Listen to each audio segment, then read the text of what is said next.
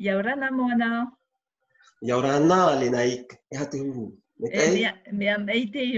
Alors, pour celles et ceux qui ne savent pas ce que c'est, hein, on est en train de parler en tahitien et on est en train de se dire bonjour, comment ça va? Voilà, juste pour donner une petite, pas une correction, peut-être pour ajouter une information plus au niveau de ce ya au rana. Alors, ya, soit, ora, vie, ce qui veut dire que soit et vie. Soit en vie, c'est une belle phrase à dire à quelqu'un que l'on croise. À tout le monde, et c'est notre salutation de tous les jours, Yaurana. Soit et vie, et puis sois béni quelque part. Tout à fait. Alors, tu es mon invité aujourd'hui parce que tu es un ambassadeur d'un trésor de Polynésie. Aujourd'hui, tu es installé en métropole. Tu es où exactement? Je suis dans la petite ville de Lourdes, la petite ville au miracle. On y reviendra, tu nous expliqueras pourquoi tu es à Lourdes.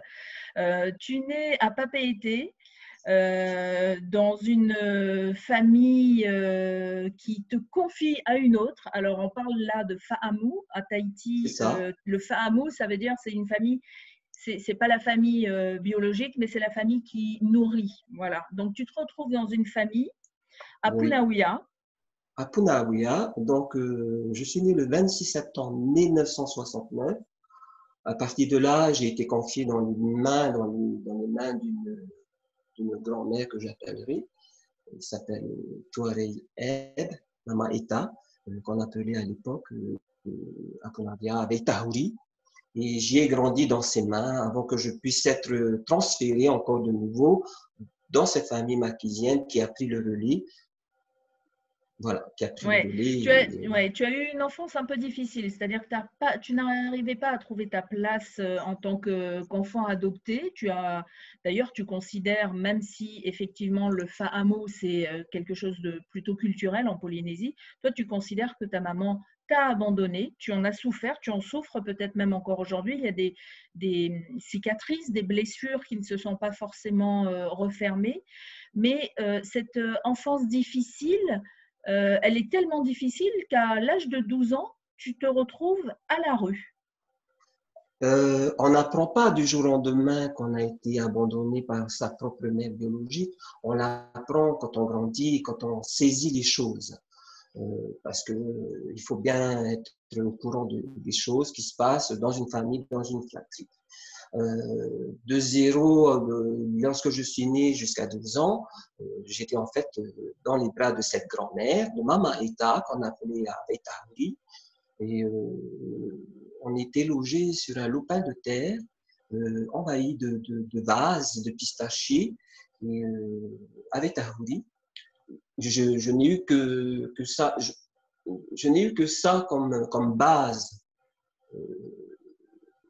pour grandir avec elle et grandir avec son mari qui était autoritaire, un vieux bonhomme autoritaire. Et je les ai connus et j'ai grandi du mieux que je pouvais avec eux deux. Ouais. Alors, ce lopin de terre, ça nous a été prêté par la famille Tehei. Au fin fond du quartier, on avait, comme à Punahouia, à l'époque, il n'y avait que de l'eau, c'était de la vase et c'était des grands pistachiers partout.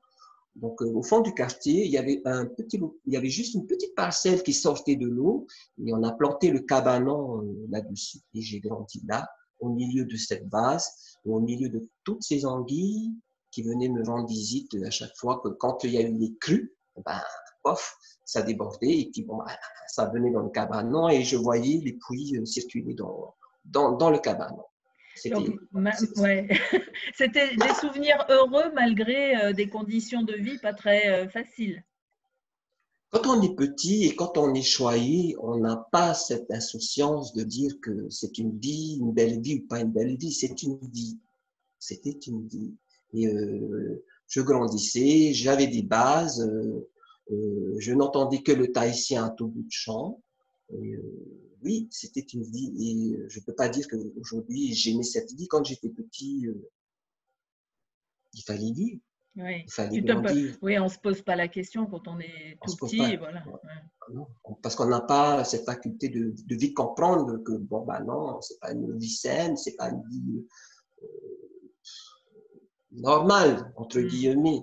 Mais c'était ainsi, et puis j'ai grandi, et puis voilà. mm.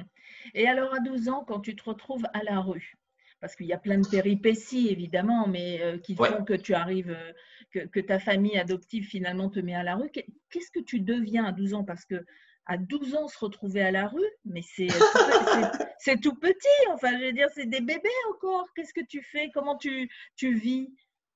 Alors, j'étais en sixième quand on est venu m'annoncer le décès de cette grand-mère, et c'est là où mon monde il s'est écoulé.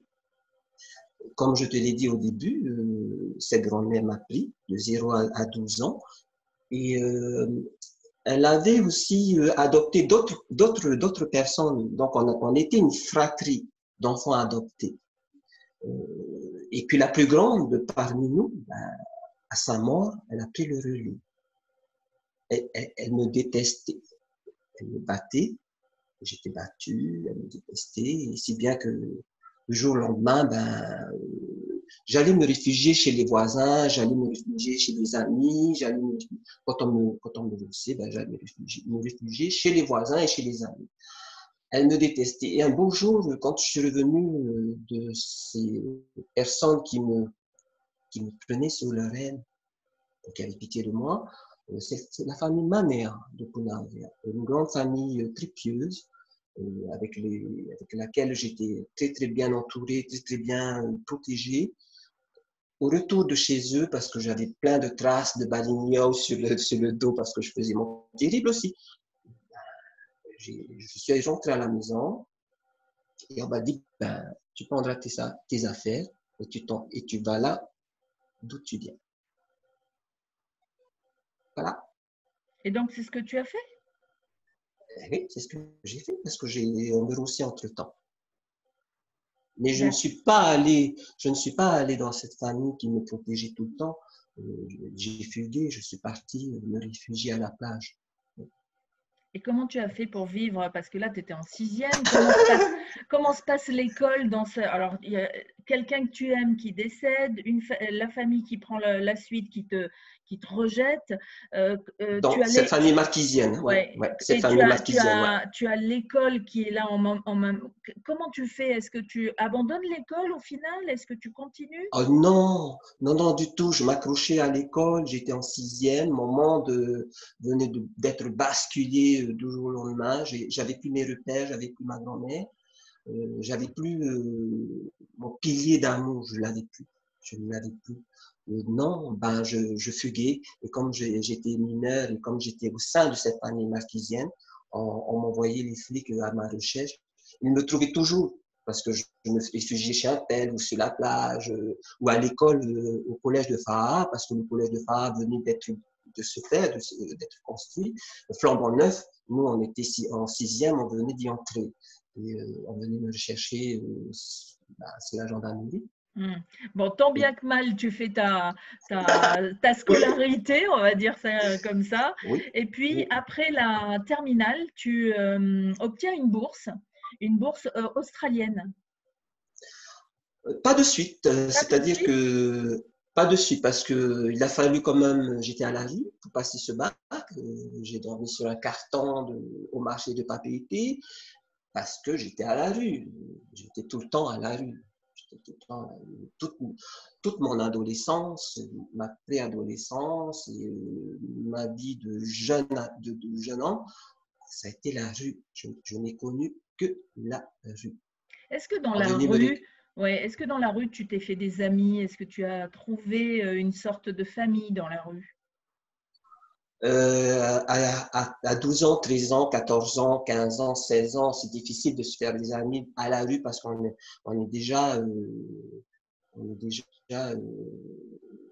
pas en confiance en soi-même déjà, parce qu'il faut survivre. On a déjà l'esprit occupé par survivre. Hmm. On n'a pas vraiment d'amis. On côtoie beaucoup de gens et à l'époque, il y avait très peu de d'SDF, on va dire. Il y avait très peu à l'époque. Et bien Très, justement, très peu. comment ça se fait que tu sois, enfin, le fait que tu dormes dans la rue soit passé un peu inaperçu? Il y a pas de le service social n'a pas essayé de te confier, de te placer dans une famille, ou de te proposer quelque chose? Personne? Si, Oui. comme je te disais, au sein de cette famille marquisienne, quand on me retrouvait à la gendarmerie, ben, on m'a forcément dirigé vers les affaires sociales. Je me confiais à l'assistante sociale qui était une amie de ma sœur de lait. Donc, lorsque je lui confiais les secrets, ben, elle le répétait. Lorsque je rentrais à la maison de l'école, vraiment, je me ramassais le coup de bâton, qu'est-ce que tu allais dire, c'est des mensonges et tout ça. J'ai préféré partir, Eh oui, j'ai bah oui. préféré, Donc à chaque ben fois oui, qu'en j'ai fait préféré. on revenait te chercher, hop, tu te repartais, quoi. Donc tu as passé Bah, ton adolescence à fuir cette famille. à fuir et elle était, ah, ouais, j'ai fui cette famille parce que wow, c'était atroce. J'étais la bonne à tout faire. Il fallait rester à la maison, alors que les enfants de cette femme, les propres enfants de cette femme partaient en vacances, allaient jouer. Hmm. Lorsque mes copains venaient me dire, allez, viens, on va jouer, je ne pouvais pas. Il fallait rester là, astiquer les carreaux, garder les bébés parce qu'ils faisaient office de garderie en même temps. C'est pour ça que je te dis, si il y a eu cette assistante sociale qui était l'amie de cette femme, vers laquelle je me confie, et paf, elle Hmm. répétait automatiquement ce que je disais. Et là, je me retrouvais frappé. Je prenais, le soir même, comme tout le monde dormait, je prenais mes tickets claques, je partais. Ah bah Je oui, partais. je te comprends, j'aurais fait pareil. Et alors, à quel moment Et il y a eu ce déclic et que finalement ta vie a commencé à changer? Est-ce que ça a été c'est-à-dire, cette bourse australienne qui t'a fait partir de Tahiti? Est-ce que ça a été quelque chose de bénéfique pour toi? bénéfique que je n'en sais rien, mais en tout cas, c'était là. Il fallait faire quelque chose, il fallait avoir des rêves, il fallait avoir des objectifs. Et j'ai quand on est seul dans un parcours, quand on n'a personne qui vous accompagne, on prend ce qu'il y a. Donc, après le bac, en 94, après le bac, je suis rentré à Wahine parce que j'ai connu des personnes avec lesquelles j'ai tissé des liens. Donc, j'allais là-bas me réfugier. J'ai travaillé à l'hôtel au Bali High pendant un an, deux, même 2 ans. C'est là-bas que j'ai connu Bobby Holcomb, j'ai fait sa connaissance. Euh, 2 ans après, j'étais à l'hôtel Le Bali High. Je vois concours des bourses australiennes. J'ai dit ouais, parce que je me suis rendu compte que je gagnais le même salaire en ayant le bac en poche, littéraire. Je gagnais le même salaire qu'une femme de ménage. Je me suis rendu compte de ça. J'ai dit, ah, c'est pas possible. Et quand il y a eu cette offre de la bourse, je l'ai saisie. C'était un concours, ce dossier. Donc, il fallait avoir un projet béton pour pouvoir bénéficier de cette bourse. Il y avait 8 bourses attribuées. Donc, je reviens de Wahine parce qu'il fallait être supapété par rapport à cette bourse et monter le projet. J'ai atterri à Montréal avec une grande amie que j'ai rencontrée dans ma jeunesse. Comme je te disais, quand j'étais battu, ben je me réfugiais chez les protestants. Je grandissais dans cette ambiance-là et j'ai connu Paloma. C'est elle qui m'a accueilli à Montréal. Et pendant ce temps-là, on a monté une troupe de danse à Montréal. On a fait toutes les soirées, les superbes soirées de Montréal. J'ai connu le faste touristique de Montréal avec toutes les belles filles que j'avais dans ce groupe de danse, avec Paloma. Ça s'est très bien déroulé.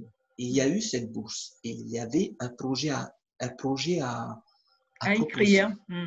Et À alors, proposer. quel était le projet que tu as proposé? C'était un centre culturel polynésien sur Montréal. Parce qu'il y avait la parcelle de terre que Paloma avait. Et c'était un projet qu'on mettait en commun tous les deux. C'était quelque part aussi une suite logique pour moi à ce qu'on faisait déjà avec des prestations de danse et tout ça, travailler de temps en temps à l'hôtel, faire des extras à l'hôtel, c'était une suite logique.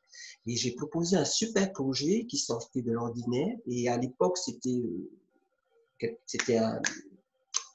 à la mode, on va dire. Et donc, ton projet passe, ton dossier est accepté et tu pars en Australie? Oui, pas de suite, hein, parce qu'il a fallu attendre 7 mois pour pouvoir obtenir les visas, pour qu'on puisse se faire partie à l'ambassade à Nouméa. Et puis me voilà parti sur Brisbane. Mais entre-temps, il faut que je te dise une petite anecdote. Comme j'avais la troupe de danse à Montréal, j'ai connu une Australienne. Je l'ai ramassée au bord de route avec son petit qui s'appelle Julian. Je lui ai dit, écoutez, madame, vous allez où? Il pleut. J'avais une vieille Fiat que Paloma et son mari m'avaient prêtée pour mes déplacements. J'étais un peu troublé. Alors, quand il pleut, bah, ça écoutait. Et je la ramasse. Je lui dis, mais madame, vous allez où? Ah, elle pleurait. Et du coup, ben, je l'ai ramassée. Je l'ai déposée à sa pension. Je devais me diriger à l'hôtel parce que je devais y travailler et puis préparer la soirée avec la troupe de danse. C'est bien que le soir, j'étais la revoir, je l'ai prise avec moi et je l'ai emmenée, elle et son petit garçon, vivre ce qu'on vivait avec Paloma chez elle, au bord de la plage à Apiti. Chouette. Elle a Ouais. dû Et être, donc, elle a dû être très heureuse d'avoir un sauveur comme toi. sauveur peut-être pas, mais de rencontrer des personnes sur son chemin, comme je l'ai rencontré, et de vivre la culture à fond, mais Ah vraiment de oui. vivre la culture à fond, parce qu'on y était, nous. Donc, je côtoyais les plus grands tatoueurs comme Ronui, tous ces grands tatoueurs qui sont à l'heure actuelle à l'étranger et qui ont une belle carrière.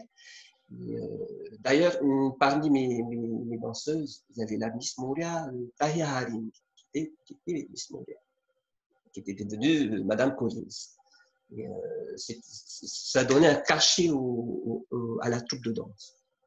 Donc, me voilà aller la chercher à la pension chez Ronui, chez Roro, le tatoueur Roro, parce qu'il avait sa petite pension. Je la récupère et je l'amène à la maison et je demande à Paloma si on pouvait l'héberger, parce qu'elle devait partir dans la semaine. Finalement, je me suis porté garant pour elle, pour qu'elle puisse rester un peu plus longtemps ici sur Montréal, chose qu'on a réussi à faire. Et elle a passé trois merveilleux mois avec nous à vivre la culture polynésienne, à faire la bringue sur la plage, à manger avec les doigts, à danser au beachcomber, voilà. Mais tous les touristes rêvent d'un séjour au cœur de la vie Eh ben oui. Donc elle C'est reste ça. 3 mois avec vous et après elle repart en Australie. Parce que c'était bien obligé, son visa venait à terme. Donc, elle devait partir et elle me tend sa carte de visite. Elle me dit, ah, moi, là, le jour où tu viendras en Australie, tu me feras ci. Je dis, oh, t'as vu ma petite vie, comment elle est? T'as vu? J'ai même pas un sou pour me payer une baguette de pain. Mais bon, je peux te mettre un toit sous la tête. Mais, voilà. Mais même un jour, quand tu viens, si tu arrives là, fais-moi signe. Et me voilà donc avec la bourse australienne parti sur Brisbane. On était huit étudiants. Et j'ai été interviewé parce que mon projet a été retenu comme quoi c'était le plus grand projet de la promo. Donc, j'ai été interviewé par RFO, nous sommes à l'époque, par Stella Taronia, nous sommes, qui est une connaissance d'école ici. Et me voilà parti, on s'installe dans un boui, il fait froid, je connais pas, j'avais pas de sous, le petit haïtien, alors que les autres ils viennent des familles aisées, et moi le petit haïtien qui a toujours vécu sa vie d'artiste, on va dire. Voilà, je suis à Brisbane, il fait froid en juillet 1996, il me semble, 97, parce qu'on a postulé en 96, on est parti en 97. Et voilà, je n'avais qu'un nom en tête. Andrea Grisanger Pierce. Andrea Grisanger Pierce. Et tu avais sa carte de visite avec toi quand tu es parti ou pas? Oh bah non, non, Lénaïque. Mais j'avais ça. Attends, mais je n'avais que son nom en tête. Andrea Grisanger Pierce. Et parce que j'avais perdu sa carte entre-temps, quand on l'a déposée à l'aéroport, elle est partie. 6 mois, 7 mois plus tard, me voilà à Brisbane et je demande autour de moi comment je peux contacter. Allez, tu vas sur l'annuaire, je dis, ok, blablabla. Andrea Gulsinger, puisque, oh, il y en a 3. Ah, ok, on va appeler une. Oui, bonjour, allô, hein. Ah, bah non, vous vous êtes trompé. Ok, excusez-moi. Deuxième coup de fil. Oui, allô, Yorana, Moana? Yes, Moana. Ah, petit? No, I'm Brisbane. Je te fais à Brisbane. Je dis, bah écoute, voilà, je suis à Brisbane, je suis arrivé étudiant, on est dans le froid, dans un vieux bruit, j'ai froid. Le soir même, elle est arrivée me récupérer pour me mettre à l'abri. Et elle était à Brisbane. Non, elle habite Byron Bay. Et donc, c'est à combien de kilomètres de Brisbane? Oh, ça fait 1h30 de voiture. Ah oui, quand même. Donc, elle vient te chercher et elle t'accueille chez elle? Non, elle m'a mis d'abord à l'abri parce que j'étais en plein on arrive sur Brisbane, il faut passer des tests d'évaluation. Si ton anglais est bon ou pas bon, donc tu as pris, on te répartit par niveau. J'ai eu la chance d'arriver vers les premières, parmi le 5B, parce qu'il y a six niveaux. Donc moi, j'étais en 5B. La meilleure de nous, c'était Laure, une chinoise, qui est à la Soclido à l'heure actuelle. Et, elle était en 6A, et moi 5B. Voilà, ça se passe bien. Et en attendant qu'il y ait une période, avant de pouvoir entamer la filière, il y a une période d'adaptation, de grammaire. Voilà. Et moi, comme on fait partie des meilleurs, ça saute. On a 6 mois pour nous mettre à l'anglais. Le IELTS test, on l'a eu, moi je l'ai eu d'un premier coup. On l'a eu du premier coup. Et hop, pendant ces 3 mois, on dit, oh viens, je vais te chercher, tu viens chez moi. Je dis, ok, ouais, oui, mais tu sais, je ne suis pas tout seul. Il y a les Tahitiens, on a froid. Oh, ben tu les embarques. Voilà, et voilà, et j'ai retrouvé Andy à Brisbane. Donc ça, c'était chouette. Tu es resté combien de temps en tout en Australie? On va grosso modo 4 ans. Ah oui, 4 ans. Ouais, mais il y a une grosse histoire aussi derrière que je ne voudrais pas en parler parce que c'est assez délicat. On m'a menacé, c'est l'école parce que je m'ennuyais. Je m'ennuyais à mourir. Et avec Andy Glussenger Peace, alors que tout le monde était en train de faire son IELTS test pendant 3, 4, 5 mois, moi j'étais avec les avocats, je vivais avec les avocats, je vivais avec les hommes d'affaires, je côtoyais Vassiliadis, qui est toujours parmi mes contacts, qui est un super coiffeur qui ne coiffe que les stars. Voilà, j'ai plus vite appris avec ce milieu-là en attendant le IELTS test et en attendant que je puisse faire mon cursus. Ton cursus. Et alors, tu préparais quoi comme cursus en Australie? J'étais parti pour une formation de marketing sur multimédia, mais j'ai atterri en ticketing, traveling et ticketing, c'est-à-dire pour être un agent de voyage. Rien à voir. Rien à voir. Et c'est pour ça que je t'ai dit qu'il y a une partie de ce cursus en Australie qui était difficile parce que je revendiquais, j'ai dit non, j'ai pas envie d'être un agent. Je suis venu pour être formé comment gérer un centre culturel polynésien. C'est pour ça que je suis là. C'est pas pour être un agent de comptoir d'une agence de voyage. Je vais pas vendre du rêve. Non, c'était pas là. Et je me battais avec eux. Je me suis battu avec la direction de l'école. C'est bien que j'ai mis un terme, mais je suis resté quand même 4 ans. Ah oui, 4 ans. Donc, you are very fluent in English, hein? Indeed. Yeah, I do. Yeah, I do. C'est super. Oui, après 4 ans en Australie, c'est le minimum. Hein. Bah, c'est le minimum. Déjà que à titre d'information et d'anecdote, quand j'étais dans cette famille marquisienne qui m'a recueilli après la mort de cette grand-mère, Mm. mes voisins, d'abord, il y a ma marraine et mon parrain qui m'ont amené la première fois à Taha. C'est comme ça que ça s'est déclenché mon truc à Taha. Mais à côté d'autres voisins, c'est la famille Von Gutt. C'était des Américains qui se sont installés là et moi, j'allais balayer la cour pour 500 francs tous les samedis. Et je Mm. gagnais ma petite vie comme ça. Et j'apprenais à parler, En anglais avec j'apprenais eux, quoi. en Ouais. anglais, à converser parce qu'il fallait converser en anglais. Donc, c'était déjà là un bon départ. Ensuite, après, avec l'école, c'est allé tout doucement et j'ai pu mieux acquérir la langue. Mm. Donc, après ces 4 années en Australie, tu reviens à Tahiti Je reviens, et tu oui. fais quoi? Bonne question. Je reviens à Tahiti, plus un sou en poche. L'étudiant paumé qui n'avait pas voulu quitter le sol australien. On était prêt à me marier à une surfeuse australienne aborigène toute belle pour me maquer et rester là-bas parce que tout le monde voulait que je reste là-bas. Le contrat qui est mis en place avec le gouvernement australien a toute information. C'est direct, la Polynésie française, et tu ne remets plus les pieds sur le sol australien pendant 5 ans. Mm. Donc, c'était la condition de pouvoir bénéficier de cette bourse. Et moi, je ne voulais pas revenir sur la Polynésie française parce que je me suis dit, j'ai pas assez acquis. J'ai été mis, je suis dans le milieu du business australien à Brisbane avec des amis, des bonnes connexions, des amis puissants. Parce que je me suis retrouvé quand même à l'immigration, on a failli me jeter. Oui. Et grâce à ces amis puissants, je suis resté. Et ça, Mm. c'est une partie de l'histoire que peu connaissent. Mm. D'accord, oui, Donc, parce je que suis resté à normalement, Tahiti. pour les bourses australiennes comme pour les bourses néo-zélandaises, c'est 1 ou 2 ans maximum, je crois. Hein.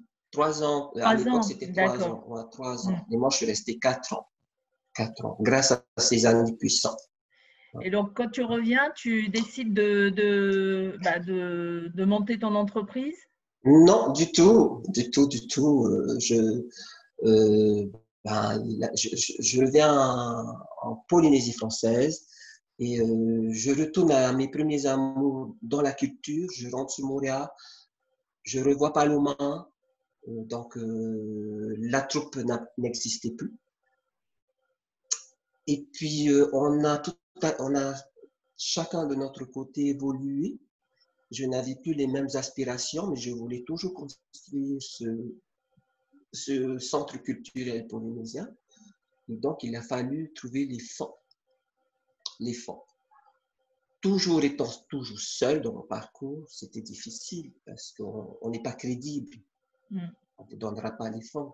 J'ai essayé comme je pouvais, ben non, après, du jour au lendemain, maintenant, c'est utopique ce que vous me proposez. Bon, ben après, j'ai laissé tomber, je suis retourné à Wahine parce qu'à Wahine, je savais que je pouvais travailler à Balihai. Donc, je suis retourné au Balihai.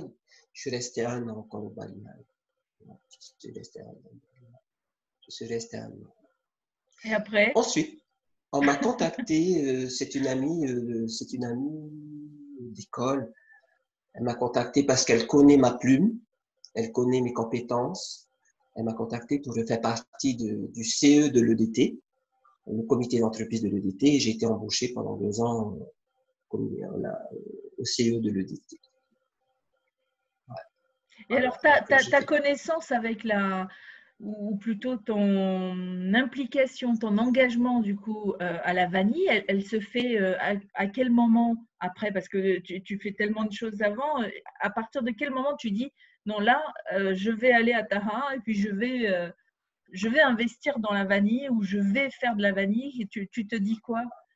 Alors, comme je te disais, de 0 à 12 ans, j'ai vécu dans cette famille. Et je te disais qu'il y a la famille Tamoui, qui sont devenus mon parrain et ma marraine. Je n'avais que 5 ans à l'époque. Donc, je vivais toujours dans ce cocon d'amour avec maman et ta. 5 ans, parce qu'ils sont devenus mes parents, ma marraine et mon parrain. Mais moi, à cet âge-là, je n'avais aucune idée de qui j'étais, d'où je venais, qui était ma mère, qui était mon père, quelles étaient mes origines. Du coup, c'est ma grande sœur de Lille qui me battait, qui ne m'aimait pas, pour se débarrasser de moi, ben, elle me mettait en vacances. C'était une punition d'aller à Taha quand on était petit. C'était une punition. Donc, tu vas à Taha, tu vas là-bas, tu vas aller apprendre à être un homme, tu vas aller dans le Fakou. Et je vais pas derrière, à 5 ans, je vais pas derrière mon parrain et ma marraine, monsieur et madame Tamoui, mes voisins, la première fois qu'ils m'ont fait connecter avec cette île, et c'est là où j'ai vécu en apprentissage dans la vanille. Mm. Toute cette période de mon enfance, de mon adolescence, jusqu'à mes 15 ans. D'accord. Et Voilà. c'est donc, après toute ton aventure en Australie, tu repars à Moorea où tu retravailles dans l'hôtellerie et puis tu reviens à Papeete, tu travailles pour l'EDT, donc l'électricité de Voilà. Tahiti. Oui. Et à quel moment tu Non. décides de t'intéresser à nouveau à la vanille? À la vanille. Et ben, te rappelles-tu quand on s'est croisé au marché de Papeete avec Monia, Oui, parce que je l'ai aidé à démarrer son entreprise parce que j'excellais bien, je savais bâtir, faire un business plan. Et tous ceux de Montréal venaient vers moi pour monter un business plan. À l'époque, il y avait une aide qui était attribuée. C'était au moment du Taoui, mm, quand il y a eu un changement de gouvernement. C'est là qu'on a pu bénéficier de ces aides-là par l'intermédiaire de ce gouvernement qui était en exergue. Et avec Monia, je t'ai vu pour la première fois, tu es venu nous interviewer. On faisait des pots d'achat. oui, je me Donc, rappelle. j'ai quand même baigné avec elle à un moment donné pour lui donner un coup de main. J'ai baigné avec elle pendant pas mal de temps, ouais, 2 ans, 3 ans à ce que je sorte. Et à côté de ça, je bâtissais. J'avais un bon coup de crayon à l'école. Quand mon prof de dessin, monsieur Hua, à Pomaré, il disait j'étais toujours à côté de la plaque du sujet, mais parce que je m'emmerdais avec ces sujets, je faisais autre chose. Et c'est comme ça qu'il m'a encouragé. Il m'a encouragé, il faut que tu te lances dans la peinture, lance-toi, lance-toi, lance-toi. Chose que j'ai faite. Lorsque j'ai aidé Monia à monter son entreprise, à côté, j'ai greffé ma petite galerie d'art. Ça s'appelait Tropical, Et c'était où ça?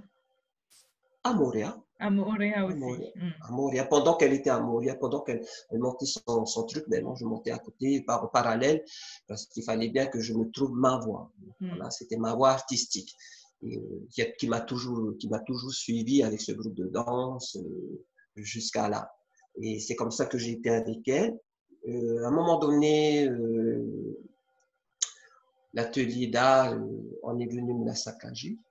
Ah Me la oui. saccager. Ah, ouais, ouais, donc j'ai tout perdu, j'ai pleuré, des dettes sur le dos, enfin voilà. Donc j'ai continué à être avec Monia, on s'est vu au marché avec toi, il y a eu l'interview, et ensuite on s'est fâché parce que on s'est fâché.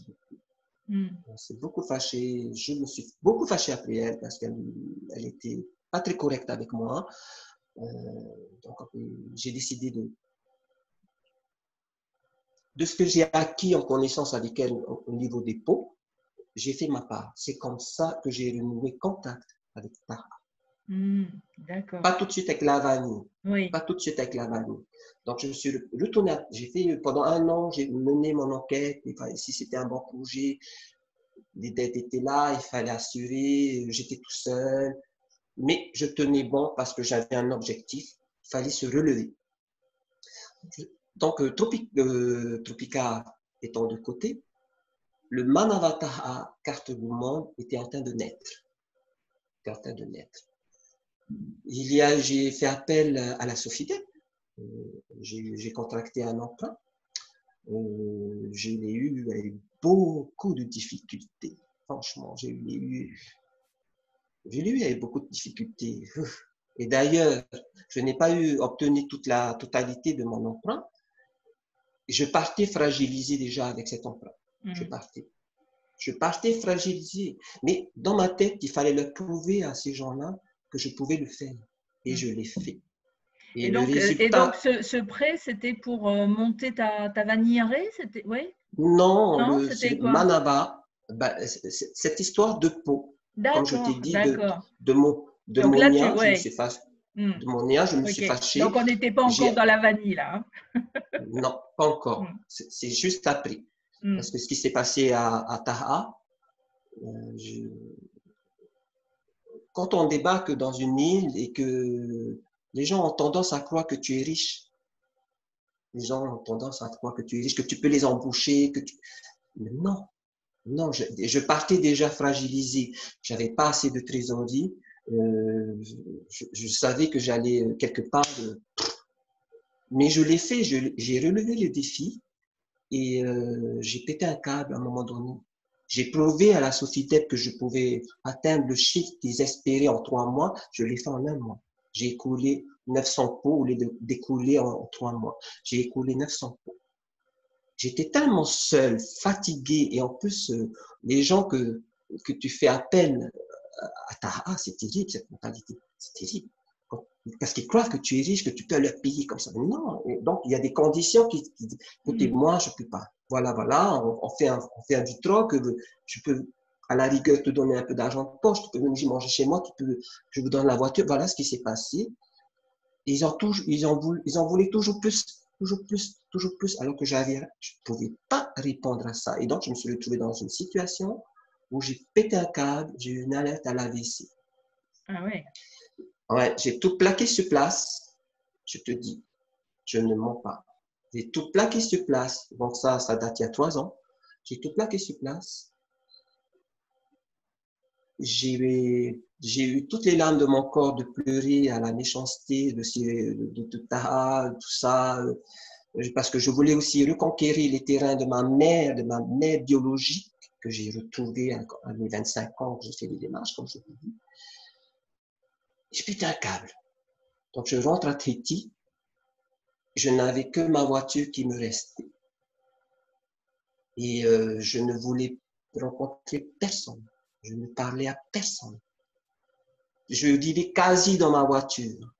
Je vivais quasiment dans ma voiture. Et à un moment donné, ben, 5 mois s'est écoulé. J'allais à Montréal, j'allais dormir chez des amis sûrs. Euh, j'ai bénéficié d'un coaching avec Nelly Toumahaï qui donne des séances de coaching pour aider les créateurs d'entreprises. Et moi, j'en ai bénéficié et je me suis retrouvé. C'est comme ça que je me suis retrouvé. J'ai dit, OK, c'est pas pour rien que j'ai été ramené à Taha. OK, je dois donner une réelle existence à mon existence. Je dois donner un sens à mon existence. C'est pas possible qu'on me ramène à Taha, mais que c'était pas l'époque qu'il fallait faire. Ça n'a rien à voir avec l'époque. Pourquoi je dois retourner à Taha? Pourquoi des pourquoi? Et dans cette séance de coaching, je me suis retrouvé, j'ai obtenu mes réponses. Et j'ai dit, OK, on va vendre cette voiture et le reste du fric, on investit dans la vanille et on va aller parler de cette vanille là-bas en France. Voilà comment ça s'est passé. Donc, Et tu, avec. et donc tu investis quoi alors? Tu vas voir des gens qui ont déjà une vanillerie, tu fais un contrat avec eux ou qu'est-ce Non, j'ai de la famille, tu sais, j'ai beaucoup de. Taha, il faut savoir que tout Taha, on est tous cousins, cousines. Donc, on a tous. Et j'avais entrepris des démarches pendant les 5 mois où je me cherchais, je me questionnais, j'avais pas envie de voir les gens. Ben, je rencontrais mon oncle qui vient de Taha, mais qui est installé à Outoumaro. C'est bien marqué vente de vanille. J'ai dit, tiens, moi qui cherchais quelqu'un pour la vanille, je vais aller m'acheter de la vanille. Ah, mais tonton, mais blablabla, j'ai fait tout le blabla, mais tonton, mais tu sais, et moi je raconte mes misères de Taha, ils m'ont tout de suite compris parce que ça leur a arrivé la même chose. Ils m'ont tout de suite compris. Ils m'ont dit, calme-toi, tu veux vendre la vanille, J'ai dit oui, je ne sais pas pourquoi je dois le faire. Et tu connais la vanille? J'ai dit oui, et j'ai raconté mon histoire depuis petit. Tout petit, pour que j'allais dans les champs avec Pagani. Ok. Elle me fait, qui est ta mère? Tout va Christine. Ok, je connais ta mère. C'est mon fille, c'est ma cousine. Oui, je sais parce qu'on m'a dit que tu es mon oncle. Bref, j'ai dit, ok, voilà, j'investis tant. Et je vais aller, il faut que je me ressaisisse, il faut que je quitte la Polynésie parce que mon avenir n'est pas en Polynésie. J'ai essayé là, j'ai fait ça, j'ai proposé ça, on n'a pas voulu me suivre parce que je n'étais pas crédible. Et au jour d'aujourd'hui, je te dis, tonton, je ne sais pas pourquoi on me ramène à la vanille. Je ne sais pas pourquoi. Il n'a pas cherché à comprendre, il m'a dit, mais on t'attendait depuis longtemps, je n'ai pas saisi ces paroles. C'est bien après que j'ai saisi. On t'attendait depuis longtemps, te voilà. C'était à ma 3e visite que j'ai bien saisi pourquoi il me disait ça, on t'attendait depuis longtemps. Il a déjà son réseau de clients, mon oncle, en Espagne. Sur la France, il a déjà. J'avais 2 options. Soit je partais directement en Australie pour aller vendre cette vanille, pour aller parler de cette vanille, mais comme je ne connaissais pas le palais des Australiens au niveau des saveurs, et que notre vanille de Taha, elle est très prisée par les Français. Donc, j'avais 7 chances sur 10 de pouvoir percer dans cette voie, dans la vanille, en France. Et c'est comme ça que j'ai décidé de venir en France en 2017, en octobre 2017. Et avant, je ne connais pas la France, je ne connais personne, je ne sais pas, j'avais qu'une tante de cette famille marquisienne qui m'a adopté. Je la contacte, j'ai dit, tu penses que je pourrais venir? Oui, oui, viens, je suis là, t'inquiète pas, je suis là. Je suis à Pau. J'ai dit oui, mais ça va pas te déranger. Moi, je viens juste vendre ma vanille, puis après, je repartirai ailleurs. Oui, viens, viens, viens, Moana, ne t'inquiète pas, je suis là. Pendant 2-3 mois, comme ça, en vidéo. Et puis voilà, je me suis décidé, je dis, écoute, j'arrive. Je prends mon billet d'avion. Comme d'habitude, j'en parle à personne. Je vais à l'aéroport comme un grand, avec une grosse tristesse, mais j'avais le cœur lourd, quoi, parce que je me sentais seul, vraiment seul. Ouais, très seul. Bref. Je suis parti. On me reçoit à Pau. C'est cette tante que je nomme tante. J'arrive le 17 octobre 2017 à Pau. On me récupère. Et pour être quelqu'un de sérieux, d'honnête, je paye d'avance les loyers parce que je vais habiter chez elle. Donc, je participe financièrement. Des cadeaux à tout bout de champ, les restos à tout bout de champ pour les invités. C'est les retrouvailles parce que je l'avais perdu pendant 3 ans. Et je me retrouve à la rue au bout d'un mois. Je me retrouve à la rue à Pau au bout d'un mois, au froid, à la gare. J'ai été abusé de ma confiance avec mes affaires, ma vanille. J'ai maudit la terre entière. Il faisait froid, je ne connais pas l'hiver. J'étais à la gare de Pau.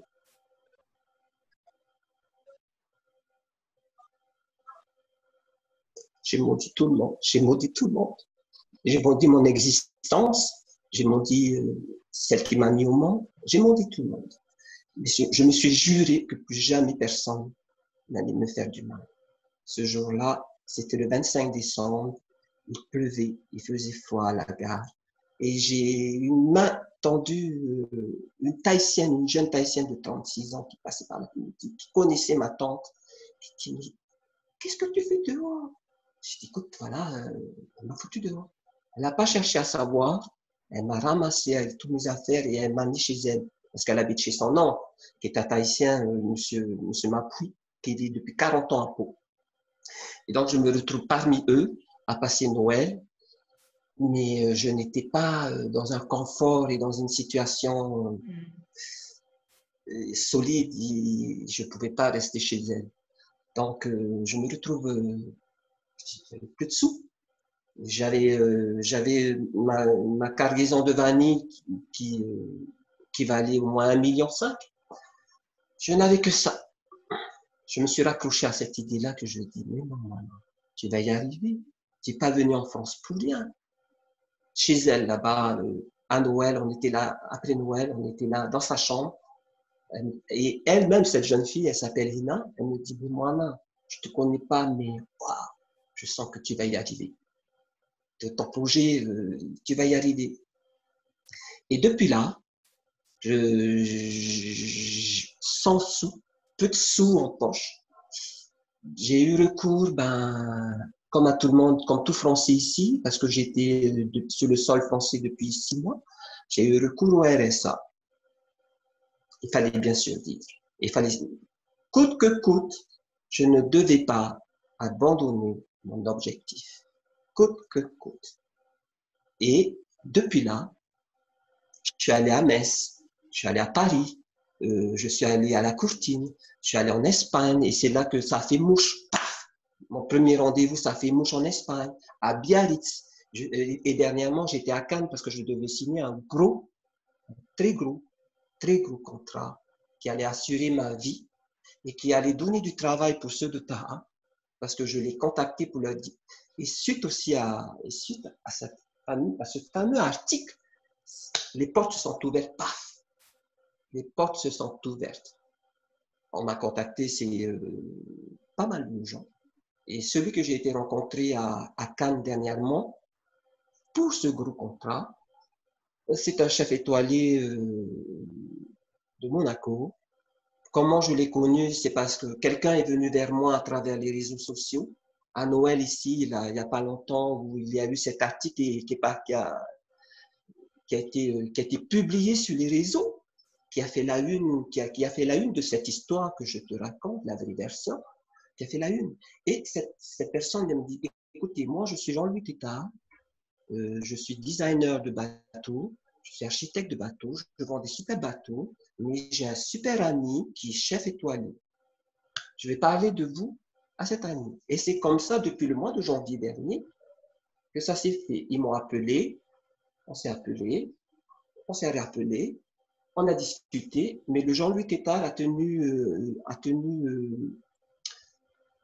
une correspondance avec moi tous les jours pour me rassurer. Tu n'es pas seul, tu n'es pas seul, tu n'es plus seul. Je suis là, on est là, on est là. Tout va rentrer dans l'ordre.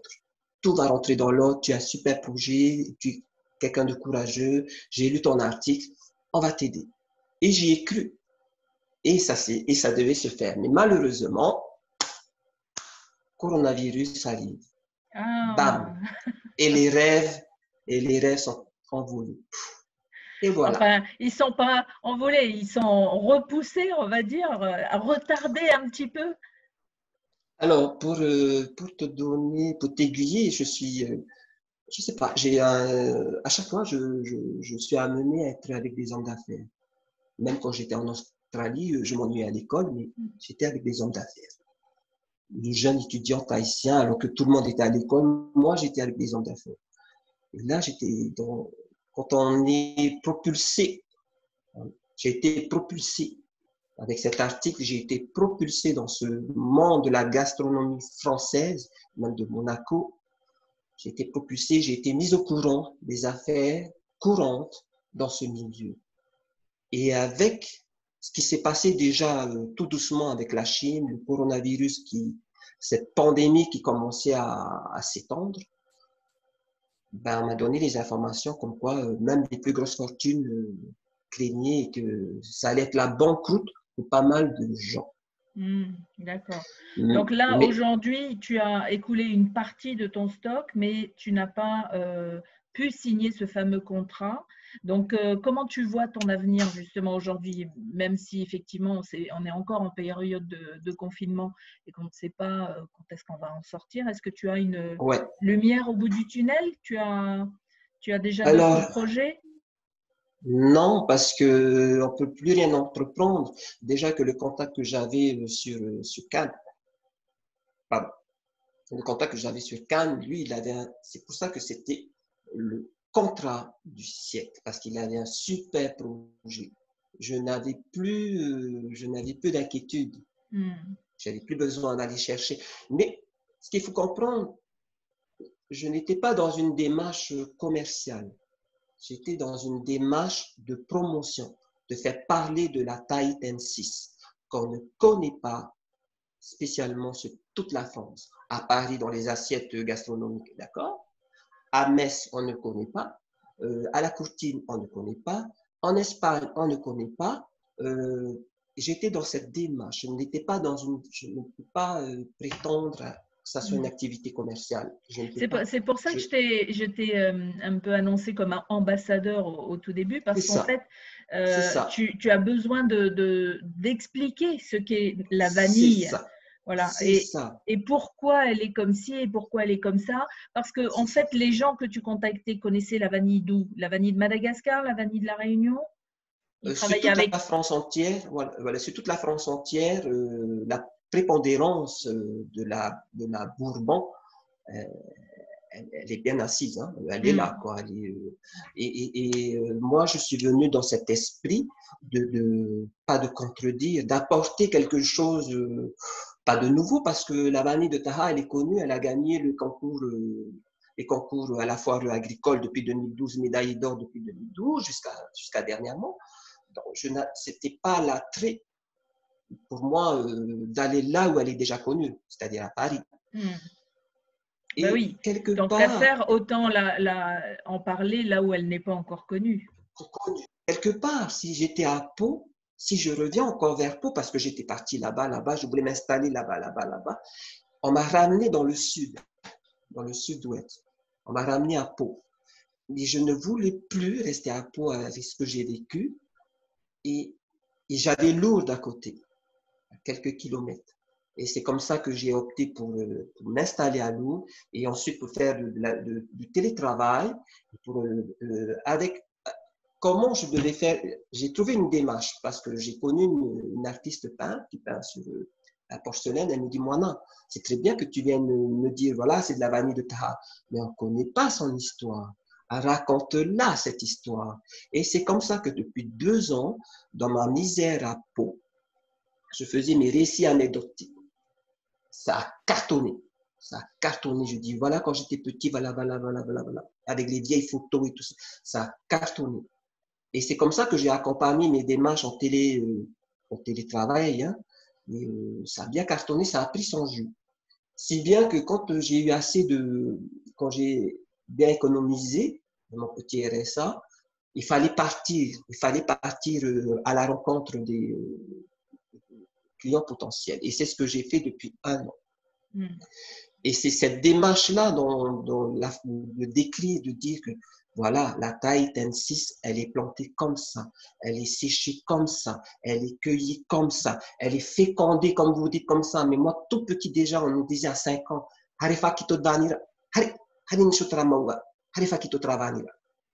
et on nous racontait des tas d'histoires flippantes, comme Vahinetea qui venait, cette dame blanche qui venait faire peur les agriculteurs. Je racontais, j'ai des anecdotes, ça fait rire tout le monde, mais ça a accompagné ma démarche de promotion. Donc, je suis bel et bien un ambassadeur de cette vanille. Alors aujourd'hui, quel est ton rêve aujourd'hui par rapport à cette vanille de Taha? On n'a pas de rêve, on a des objectifs à atteindre. Là, j'étais sur le point de l'atteindre. Au jour d'aujourd'hui, je ne peux pas donner de réponse concrète parce que tout est bloqué. Il faut bien savoir, tout est bloqué. C'est presque la banqueroute mondiale, c'est la faillite mondiale. Il faut le dire, il faut être lucide à ce niveau-là. Pour le moment, comme j'ai annoncé depuis que cet article est paru, j'ai annoncé que j'avais des contacts en Allemagne, qu'on m'attendait à Grasse. On a fait ces démarches. Il faut attendre. On n'a pas d'autre choix que d'attendre, mais j'ai toujours mon schéma directeur. Oui. Donc, le schéma directeur, ton objectif, c'est que la vanille de Polynésie et particulièrement de Taha Oui, soit distribuée en Europe, donc en France oui, aujourd'hui et oui, en Espagne, voilà, mais c'est en ça. Europe. Et quand je dis quel est ton rêve aujourd'hui, ce serait que ce soit un petit peu plus facile et que ça y est, que les contrats arrivent, on va dire, que les ventes se fassent plus fluidement, c'est ça? Oui, c'est l'objectif, hein. Je vais pas non plus continuer à faire de la promotion sans gagner ma vie, parce que je n'étais pas venu en France pour m'installer. J'étais venu en France pour prospecter. Et ça s'est pas bien passé. Aujourd'hui, si je suis coincé sur la France, c'est quelque part, je devais y être pour mieux peut-être revaloriser le nom de cette vanille, la Tahitensis. Donc oui, maintenant des rêves, non, j'ai un rêve je viens sur un rêve qui vient se greffer derrière ce projet de vanille. J'ai un autre j'ai un autre projet à l'arrière, mais il faut que celui-là se termine dans un bon contexte, qui puisse me financer le rêve que je suis en train de mettre dans ma tête. Et ce rêve est toujours lié à la vanille aussi? Ce rêve est lié à la vanille et ce rêve est lié aussi à mes talents culinaires. Parce que Ah, entre temps, depuis les pots et tout ça, on me connaît dans la cuisine. J'ai cuisiné dans les belles soirées en Polynésie française où j'intervenais, j'ai cuisiné pour des gens aisés. Et ensuite, sur la France, avec une amie tahitienne, Sandra Amaro, certainement que tu connais, que j'ai retrouvée ici quand j'avais ma galerie d'art à Montréal. Elle venait peindre avec moi dans cette galerie d'art. Donc, je l'ai retrouvée sur la France et avec elle, on fait des missions culinaires, on nous embauche par des hommes d'affaires à des périodes bien définies en été surtout. Donc, on va dans des superbes où maisons. tu mets bien sûr en valeur la vanille Tahitensis.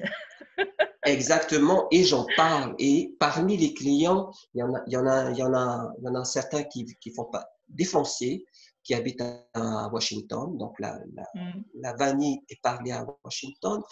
Des Français qui vivent parce qu'ils se retrouvent, c'est des potes qui se retrouvent. mm. Et parmi eux, un tel là-bas, un tel à Hong Kong, un tel là-bas. Et donc, c'est un bon moyen de diffuser le nom de la Mm. vanille et on met à l'intérieur de nos mets. Donc là, tu as planté toutes tes graines, elles sont en train de pousser. Moi, bah oui, je vois ça un petit peu avec du recul par rapport à Recul. toi et je me dis, bah voilà, les graines, elles ont été plantées. Donc maintenant, il y a juste à faire que ça pousse. Et en tout cas, je te souhaite vraiment plein de bonnes choses. Pour les gens qui auraient envie d'en savoir un petit peu plus sur la vanille, Oui, sur tes projets, est-ce que tu as une page Facebook? Est-ce que tu as un site web où je peux inviter les gens à te contacter? oui, tout à fait. Je n'ai pas, comme je l'ai dit à Jeanne pendant mon interview avec Jeanne pour cet article, pareil, elle m'a posé la même question. J'ai dit non, j'en ai pas. C'est parce que je ne peux pas me le permettre. Je suis ressortissant de la France et je touche le RSA. Donc, je n'ai pas une activité commerciale. Je n'ai pas d'activité professionnelle. Je n'en ai pas. C'est à titre personnel que je le fais. Donc, Oui. je prends ma page privée pour relater mon enfance. Il y a D'accord. tout ça à l'intérieur. Ouais, Donc je lance ma les page gens qui privée. veulent, voilà, les gens qui veulent une information et qui veulent même te contacter vont sur ta page Oui, privée et je pourrais mettre oui, le lien directement sous la vidéo. bah, bien Oui. sûr, tout à fait. Bien sûr, Bon. il y a rien de gênant dans ma page. C'est parce que maintenant, à partir du moment où ce rôle d'ambassadeur est bien ancré, je ne parle que de belles choses. Maintenant, je ne publie même pas tout ce qui va avec le coronavirus. Non, je n'en veux pas. Je parle que de belles choses. Alors, je dois continuer mes récits. Je dois accompagner encore ma démarche. C'est le bon moment de le faire d'ailleurs. On est en confinement. Mais oui, j'invite tout le monde, ceux qui veulent, ouais, venez et puis tapez-moi en Interit Hey et vous avez ma page Facebook privée et là-dessus, vous Je- allez Ils retrouver. n'auront même pas besoin de faire ça. Je vais mettre directement le lien comme ça. Ils n'auront pas besoin de chercher. Ils auront juste à cliquer dessus. Voilà, c'est ça. Et pour te dire que être l'ambassadeur de cette vanille, c'est quelque chose. d'honorable parce qu'on parle éventuellement de la destination Polynésie française, on parle de notre tourisme, on parle de mon île Taha, qui n'est pas très connue dans le circuit touristique, mais c'est dans ce sens-là que je travaille aussi, c'est pour apporter plus de lumière sur cette île, dans toute cette population-là qui est attachée à la culture de la vanille, la tahitensis, la vanille de Taha. Voilà, et une Par île rapport à dont, cette... voilà, dont en plus tu es originaire par ta famille biologique. Donc, est-ce Pas que ma tu... mère, Oui, ma est-ce que mère, par ta mère biologique? pas ma mère Oui. biologique, et qui est née, qui a ses ancêtres, on a Mm, nos mm. ancêtres, voilà, bah oui, c'est ça. Un dernier message avant de se quitter? Ben, je dirais à tout le monde qu'il faut garder espoir, peu importe le chemin que vous empruntez, peu importe quand vous naissez avec une cuillère d'argent dans la bouche ou avec juste vos mains, on y arrive, même avec rien, on y arrive. C'est parce que c'est le caractère qui mène la danse et c'est le vouloir de réussir quelque chose, d'apporter une pierre angulaire à l'édifice. Et moi, mon édifice, c'est le tourisme, c'est la Polynésie française, c'est pas autre chose. Ça n'a rien, je suis là pour parler de Taha, c'est parler de la Polynésie française. Il faut pas abandonner sur le chemin et on ne doit pas écarter qui que ce soit dans le succès. Je pense pas qu'on doit écarter qui que ce soit. On doit garder nos valeurs qu'on nous a transmises depuis petit et nos valeurs polynésiennes, ce sont les plus belles à mes yeux et c'est ce que je diffuse dans ma page privée et c'est ce que je vais continuer à faire dans mes démarches d'ambassadeur de la vanille. Et voilà, je vous invite à toujours porter vos rêves, à toujours concrétiser et atteindre les objectifs. Il y a le rêve, ensuite il vient l'objectif qu'il faut atteindre. Et je vous souhaite tout le meilleur pour vous tous. Merci, Maururu Moana. Maruru Mete Dinaïk, content de t'avoir retrouvé et on va dire à la France. Ah oui, il faut absolument connaître cette vanille tahitensis et il faudrait que tu viennes en Bretagne. À bientôt Bah, alors. dès que le confinement il sera levé, je me dirige sur Rennes. Ok, bon, ben alors tu me donneras de ces nouvelles dès que ce sera confirmé. Merci encore, Moana. Bye bye. Ciao, ciao, nana tout le monde, nana. Nana.